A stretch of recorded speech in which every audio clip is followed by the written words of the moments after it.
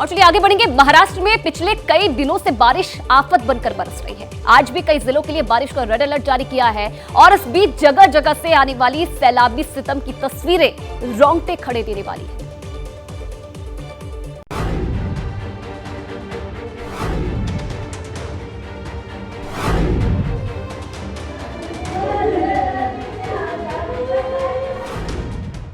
ये दो तस्वीरें साफ बयां कर रही हैं कि जब कुदरत क्रोध में आता है तो मंजर इस कदर खौफनाक हो जाता है। बसी बसाई दुनिया उजड़ जाती है, जिंदगी काल के गाल में समा जाती है और कभी ना भर पाने वाले जख्म दिलो दिमाग पर हावी हो जाते हैं। रायगढ़ की खालापुर तहसील का इरशालवाड़ी गांव, जो 19 जुलाई की सुबह तक ऐसा दिख रहा था, उसकी मनहूस रात में सूरत ही बदल गई। बिना बुलाए आई पहाड़ तोड़ मुसीबत ने लोगों को सोचने भर का भी मौका नहीं दिया और जिंदगी चट्टानी मलबे में दबकर रहम की दुहाई मांगने लगी। परिवार के लोग कितने लोग होंगे अंदाजे? 500 से 500 की लोग संख्या है। ज्यादा है। मानो कि पूरा पहाड़ इस गांव पर पलट गया और भूस्खलन से आदिवासियों का ये गांव तहस नहस हो गया। चीख पुकार और हाहाकार मच गया। 248 जनसंख्या वाले गांव में हादसे के वक्त 210 लोग मौजूद थे। लैंडस्लाइड के दौरान बच्चों और महिलाओं समेत 75 लोगों ने अपनी जान बचा ली, लेकिन कई लोगों की जिंदगी इस कुदरत के कहर में खामोश हो गई। मौके पर एनडीआरएफ की टीम पहुंची, मलबे से लोगों के शव बाहर निकाले गए, साथ ही कई लोगों को सुरक्षित बाहर निकाल लिया गया। बेस कैंप पर इस प्रकार के टेंट लगाए गए हैं और इसी टेंट में जो गांव वाले हैं, इरसालवाड़ी गांव के लोग हैं, वो इस टेंट में बैठकर इंतजार कर रहे हैं कि कोई सूचना मिले कि उनके घर के लोग, उनके परिजन किस स्थिति में हैं। मदद के लिए एनडीआरएफ के साथ 1000 मजदूरों को भी लगाया गया। लगातार मूसलाधार बारिश और कोहरे की वजह से राहत बचाव काम में दिक्कतें आने लगी। अभी भी करीब 100 लोग मलबे में दबे हैं। महाराष्ट्र के रायगढ़ जिले के इरशाल गांव में पहाड़ गिरने से 100 से अधिक लोग मलबे में डूबे हुए हैं। वहां तक जो एनडीआरएफ या अन्य राहत और बचाव कार्य की टीमें हैं, उनकी मशीनें नहीं पहुंच सकती। ऐसे पर जो मानवीय मदद है उसकी आवश्यकता होगी, मजदूरों की मदद के हाथों की आवश्यकता होगी, मजदूरों के हाथों की आवश्यकता होगी और इसीलिए प्रशासन ने 500 से अधिक मजदूरों को अलग अलग जो प्रोजेक्ट्स पर काम कर रहे थे उनको बुलाया है ताकि वो अपने कुदाल के साथ, अपने संसाधन के साथ आए और हाथों से मिट्टी निकाल सके। दर्दनाक हादसे की सूचना पर सूबे के मुख्यमंत्री एकनाथ शिंदे बिना देर किए मौके पर पहुंचे, हालात का जायजा लिया और हर संभव मदद के निर्देश भी दिए। महाराष्ट्र में आसमान से बरसती आफत ने जिंदगी की रफ्तार पर ब्रेक लगा दिया। ये तस्वीरें मुंबई अहमदाबाद हाईवे की है।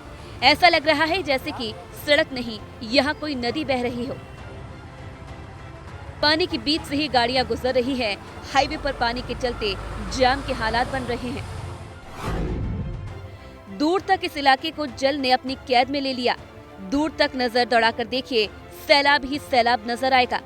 मुंबई के नजदीक पालघर का ये वसई इलाका है, जहां ड्रोन से ली गई इन तस्वीरों में बाढ़ की विभीषिका साफ देखी जा सकती है। पूरा वसई इलाका ही जलमग्न दिखाई दे रहा है। पालघर में जल भराव की वजह से ऐसे हालात हो गए कि सड़कों पर पैदल चलना नामुमकिन हो गया है।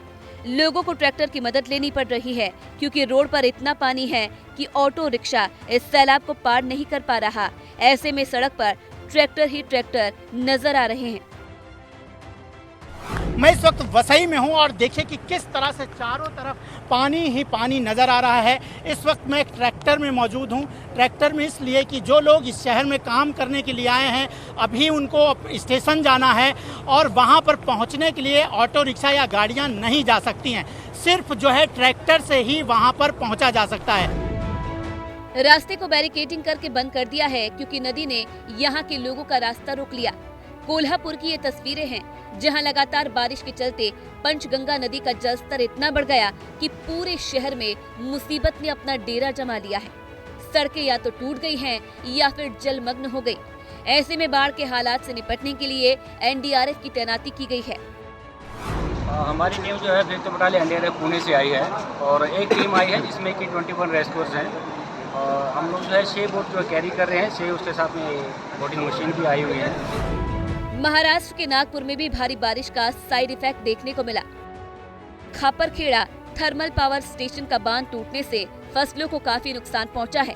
किसानों के सामने मुश्किल हालात पैदा हो गए हैं। महाराष्ट्र में रायगढ़, पालघर, मुंबई और ठाणे के लिए आफत का रेड अलर्ट जारी किया गया है। भारी बारिश की चेतावनी के चलते ठाणे के सभी स्कूलों को बंद रखने के आदेश दिए गए हैं। पत्रकारिता कोई इमोशन नहीं है, ना अपना कोई ज्ञान देना है और ना कोई विचार थोपना है। पत्रकारिता क्या है? पत्रकारिता का मतलब है सही जानकारी इकट्ठा करना और तथ्य बताना। पत्रकारिता आज जितने महत्वपूर्ण दौर में है, शायद पहले नहीं थी। इस दौर से निकलने के लिए सिर्फ सच दिखाने की जरूरत है, वो सच जो आपके हित को आगे रखे। इसलिए अब रात 9 बजे प्राइम टाइम नहीं होगा, ये आपका टाइम है। जगविंदर पटियाल के साथ देखिए पब्लिक इंटरेस्ट 17 जुलाई से सोमवार से शुक्रवार रात 9 बजे सिर्फ एबीपी न्यूज पर। एबीपी न्यूज आपको रखे आगे।